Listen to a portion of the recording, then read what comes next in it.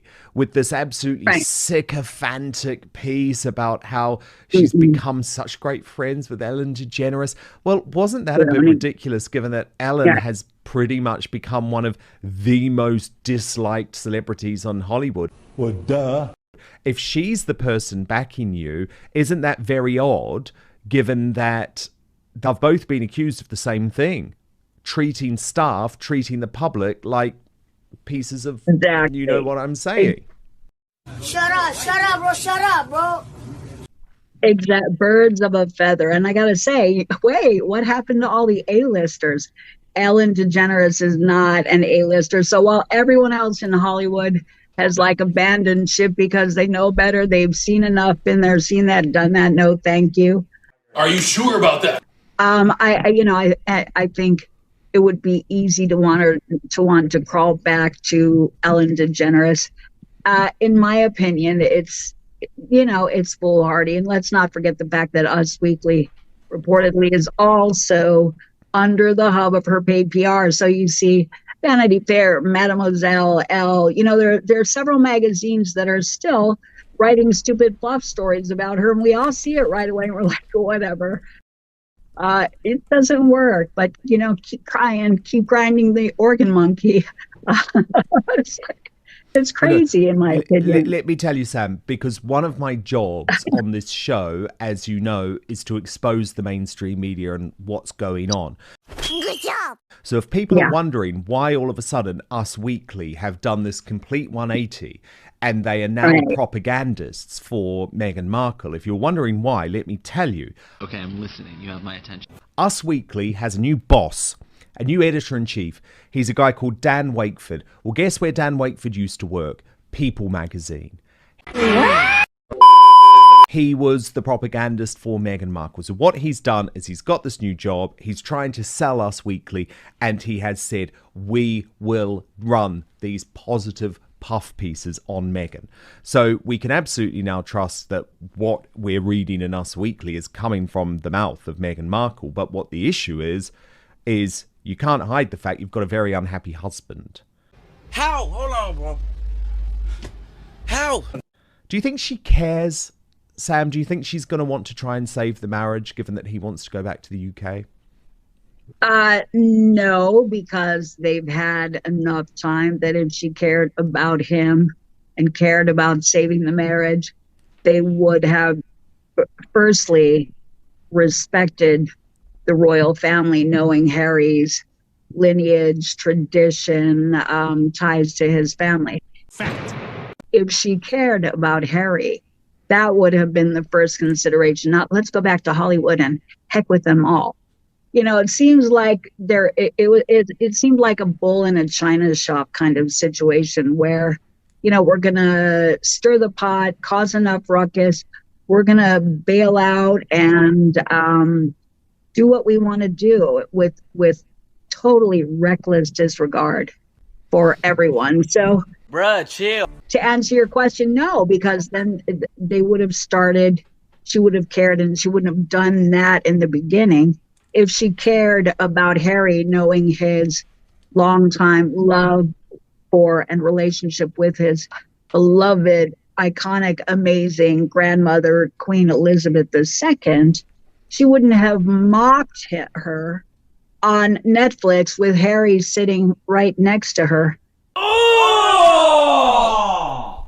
Ew! Dude! What the fuck?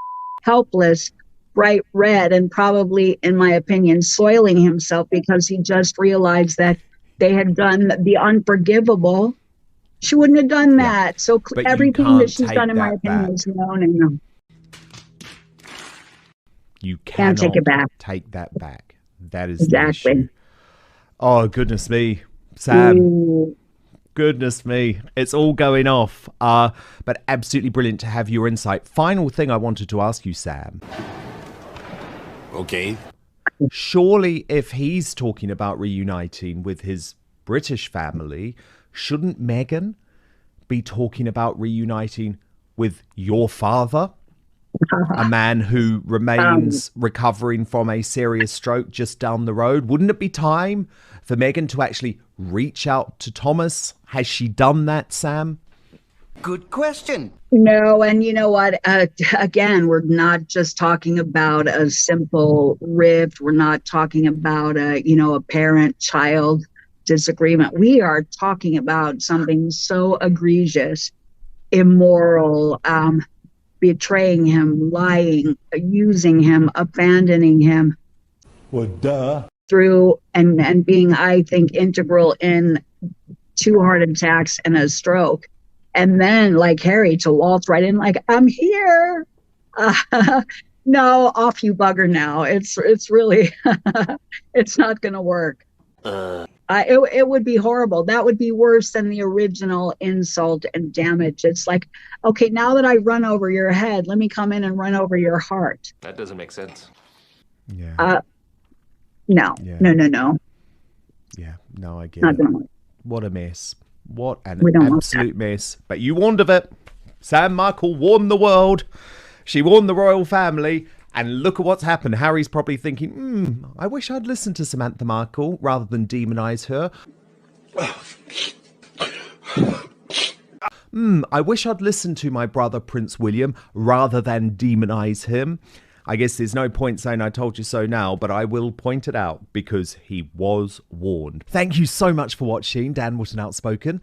Please do subscribe if you want lots more clips and interviews like that. Plus, if you want to watch our totally uncensored after show, then visit www.outspoken.live. Historic issue of reparations, and I think she's right, because actually the Jamaican Prime Minister should be thinking a bit more about how to turn his country around. Yes, I mean, if the Jamaican Prime Minister wants to continue with this narrative of what he sees as being historic wrongs, and they probably are in many ways, that is giving victimhood status to an entire country. Yeah. And that of itself is a very negative emotion. Tell someone they're a victim and they'll feel down. Tell someone they're a champion and they can overcome things and succeed in the future. And you know what? They might just do very, very well. So I find the whole thing a negative narrative. But there's something bigger going on here. And it's not being commented on, Dan, but I'm going to mention it now very briefly, and we'll come back to it in the weeks to come. Take Barbados. Barbados recently got rid of the Queen as head of state. Why? Well, China is the answer. China are doing their best through loans, money, and investments to break the British link with the Commonwealth. It's happening. We've seen it with the Chagos Islands and that row that's going on there. We've seen it in Barbados.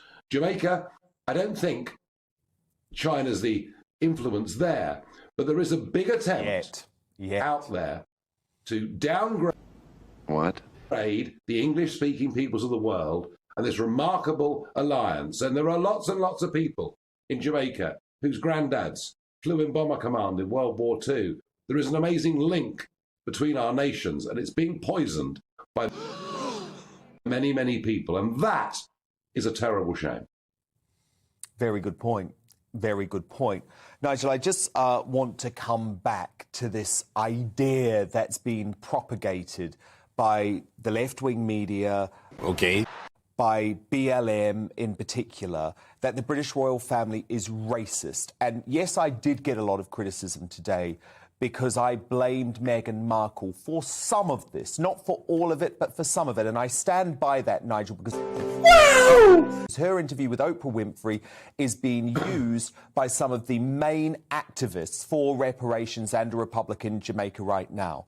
But what I found particularly unsavory, Nigel, was the fact that the BLM movement tried to use this picture of William and Kate greeting fans behind a wire fence when Raheem Sterling had done exactly the same thing a few moments earlier and no one mentioned it. Are you serious? Yeah, well, look, the contradictions, the untruths of Meghan Markle know no bounds. And the fact that Prince Harry himself is happy for his family to suffer some of the injustice that comes from this, the injustice that comes from this is so wrong. But the truth of it is, as you can see, Kate and Wills are becoming global megastars. One dares to say, Kate more than Wills. That doesn't make sense. Somewhat reminiscent of what was going on 40 years ago with his father and with Diana. But I think we should all be very pleased and very proud that out there on the world stage, we've got a couple like this doing us such great credit. And you know, with the Queen now being effectively confined to barracks in Windsor, we need to recognise that the royal family are the most important part of soft power that we have in this world. The Commonwealth now has within it 2.3 billion people. Add to that over 300 Americans who seem to love the royal family even more than we do, and you realise just how important the monarchy is to us, our presence, our soft power in the world, and especially in post-Brexit Britain, it matters even more. And that makes, frankly, what Meghan and Harry have done nothing but totally despicable. I agree, and I think they will lose. I think this narrative that the British royal family is racist has been pushed by the far left extremists in the US media, but actually you're completely Stop it. right. Even loads of Republicans, Nigel, in Jamaica absolutely adored William and Kate. There are about 60 protesters outside the British High Commission. It's just the fact that the media who are in Okay, I'm listening. You have my attention. the tank for Harry and Meghan in the US are trying to create a particular narrative. And I think they will lose, but we have to expose it. Well, look, you know, the media, the mainstream media, and that Hey, y'all, come look at this. includes a very large chunk of the British media, have always been ashamed of this country, of its standing, of its history, of its status, of its royal family, of its individuality, of its uniqueness.